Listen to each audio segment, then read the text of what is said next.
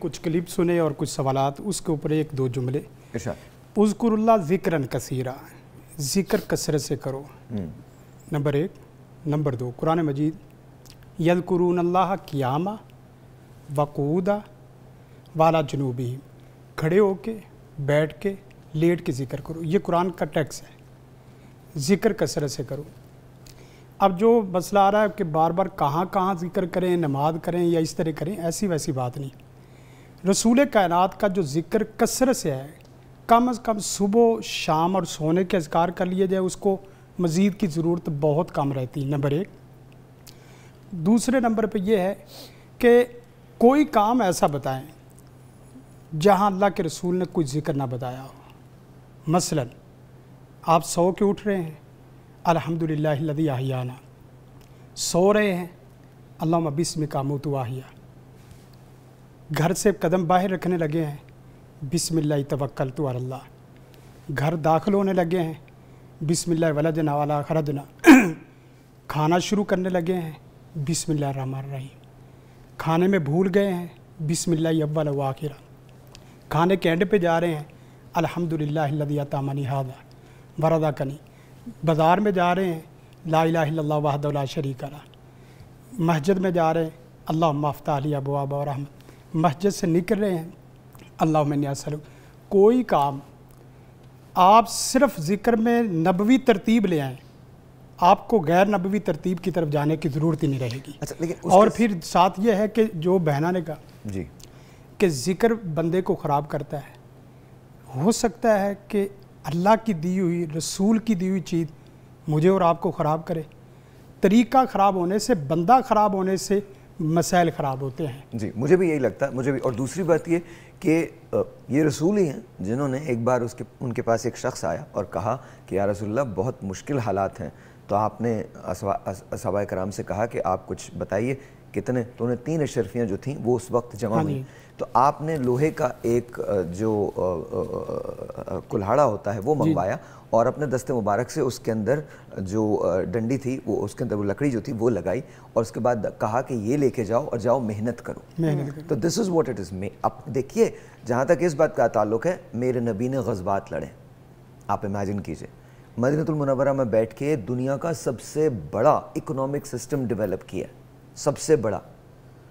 وہ شخص جس کا لقب امی تھا، اس شخص نے دنیا کو کیا تعلیم دی؟ علم حاصل کرو چاہے تمہیں چین تک جانا پڑے. علم کی امپورٹنس ہے اور عمل کی امپورٹنس ہے. زمین پہ بنایا اور اصحاب کرام سے کہا کہ یہاں یہاں آپ چلے جائیے. آج جو اسلام پھیلا ہے، ویسٹ چاہے کچھ بھی لکھے، اسلام کبھی شمشیر یا تلوار کے زور پہ نہیں پھیلا. آج آپ غزہ کے اندر اس کی مثال دیکھ سکتے ہیں. وہ جن کے ہاتھوں میں پتھر ہیں، ویسٹرن میڈیا انہیں قاتل بنانے پہ تلا ہوا ہے، اور جو بم برسا رہے ہیں وہ مظلوم ہیں، جو مار رہے ہیں وہ مظلوم ہیں. اسلام نے یہ ہمیشہ فیس کیا ہے. قتل حسین اصل میں مرگ یزید ہے. اسلام زندہ ہوتا ہے ہر کربلا کے بعد. لیکن ہمیں اس بات کو دیکھیے، جہاں اس بات کا تعلق ہے آپ وظائف کریں بالکل کریں، لیکن عمل سے زندگی بنتی ہے، جنت بھی جہنم بھی. یہ خاکی اپنی فطرت میں نہ نوری ہے نہ ناری.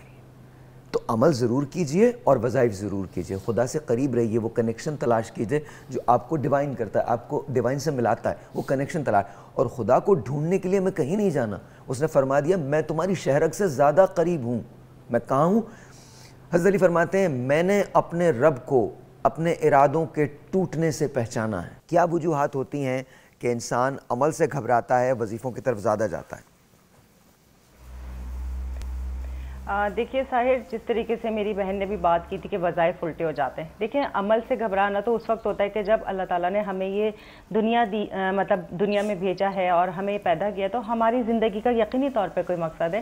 اگر ہم محنت نہیں کریں گے، کام نہیں کریں گے، تو اس طرح ہماری زندگی نہیں گزر سکتی. اگر بہت سارے لوگ یہ سمجھتے ہیں کہ اگر ہم صرف وظیفے پڑھ لے بیٹھ کے تو ہمارے کام ہو جائیں گے، تو ایسا بالکل بھی نہیں ہے. کہ اگر آپ سارا دن جائے نماز پہ بیٹھ کے وظائف کر رہے ہو، چاہے آپ کے گھر کے کام ہو جائیں، اللہ بے شک رب العالمین ہر چیز پہ قادر ہے، سب کچھ ہو سکتا ہے. لیکن اس کا ایک نظام بنا ہوا ہے کہ دن رات ٹائم پہ آتے ہیں، چاند سورج ٹائم پہ نکلتے ہیں. تو آپ کو اگر وظائف سے وہ چیز جلدی مل سکتی ہے، تو یقینی طور پہ آپ پڑھیں، لیکن اللہ تعالیٰ کا اس میں بھی اگر دیری ہوتی ہے تو اس پہ یقینی طور پہ آپ کے لیے بہتری ہے۔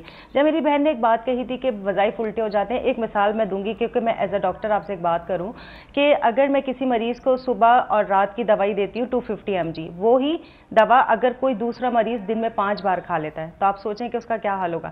اسی طرح ہوتا ہے کہ انسان کی برداشت ہے، اس کی جس طریقے سے ہماری امیونٹی پاور ہوتی ہے کسی دوائی کی پاور برداشت کرنے کے لیے، اسی طرح روحانیت کی پاور بھی ہوتی ہے۔ اللہ قرآن میں فرماتا ہے کہ اگر میں قرآن پاک کا ایک لفظ الف پہاڑ پہ نازل کر دیتا تو وہ ریزہ ریزہ ہو جاتا۔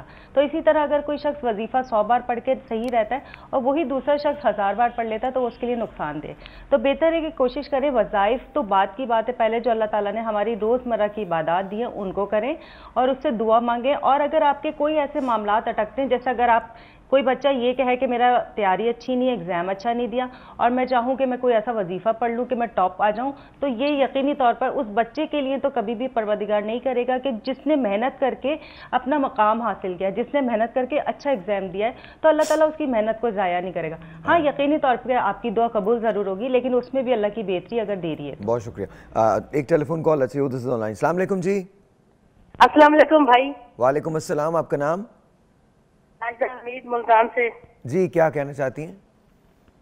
جی میں ضرورت گھر کی پریشانی کے لیے پوچھنا تھا، امی بیمار ہیں اور بیٹے کی شادی نہیں ہو رہی۔ امی بیمار ہیں، بیٹے کی شادی نہیں ہو رہی، بتائیے وظیفہ۔ اس حوالے سے سورۃ الحشر کی آخری جو 3 آیات ہیں، ہاں سورہ حشر کی آخری 3 آیات، اوکے، اعوذ باللہ السمیع العلیم من الشیطان الرجیم، اس طریقے سے 3 بار اس کو پڑھ کے پھر آخری 3 آیات جو ہے اس کا فجر کی نماز کے بعد ورد کریں، انشاءاللہ تعالی اللہ تعالیٰ تمام مشکلات آسان فرمائے۔ دوبارہ بتائیے گا۔ سورہ حشر کی آخری 3 آیات کو نماز فجر کے بعد اعوذ باللہ السمیع العلیم من الشیطان الرجیم 3 مرتبہ اس طریقے سے پڑھ کے ان 3 آیات کی تلاوت کریں، انشاءاللہ تعالی افاقہ ہوگا۔ 3 مرتبہ کرنا فجر کے بعد؟ جی، نماز فجر۔ اچھا، ایک بہت بڑا مسئلہ پاکستان میں محبت ہے، شادی نہیں ہو رہی، محبوب آپ کے قدموں میں، اس کو پتہ نہیں قدموں میں کیوں گرانا چاہتے ہیں محبوب کو، I have no idea, but شادی نہیں ہو رہی، یہ بہت بڑا مسئلہ ہے، تو بتائیے ذرا اس کے لیے کوئی وظیفہ ہے؟ اس حوالے سے اہل معرفت یہ کہتے ہیں کہ اللہ تعالیٰ کا اسم مبارک ودود ہو، اگر اس کو یا ودود ہو، ہاں جی، اوکے، اسم مبارک ودود ہو کہ لفظ یا لگا کر یا ودود ہو، اس کا وظیفہ اگر کرتے رہیں، چلتے پھرتے اٹھتے بیٹھتے اللہ کا ذکر تذکرہ کرتے رہیں، تو میاں بیوی میں اگر کوئی شکر رنجی ہے یا جس کے لیے آپ طلب اور خواہش رکھتے ہیں نیک نیتی کے ساتھ، تو اس کا تصور کر کے تو انشاءاللہ اللہ تعالیٰ مودت اور محبت پیدا کرتے ہیں۔ اچھا، یہ دونوں طرف کے لیے خواتین بھی کر سکتی ہیں؟ دونوں۔ اچھا، اور یہ کتنی مرتبہ کرنا نہیں، اس میں کوئی قید نہیں ہے، آپ چلتے پھرتے اٹھتے بیٹھتے اللہ کے اسم کا ذکر ہی کرنا ہے۔ یہ بھی یاد رہے ساحر بھائی کہ جو وظیفہ جس لفظ کو ہم کہتے ہیں کہ فلان چیز کا وظیفہ کریں، وہ بھی اصل میں اللہ تعالیٰ کا ذکر ہی ہوتا ہے، جیسا کہ مولانا شفیق صاحب نے فرمایا ہے کہ وہ وظیفہ اس کا نام اس لیے دیا گیا ہے کہ وہ عربی کی ایک کوٹیشن ہے، اذا کررا تقررا، کہ جب کسی چیز کا تکرار کیا جاتا ہے تو وہ دل میں قرار پکڑ جاتی ہے۔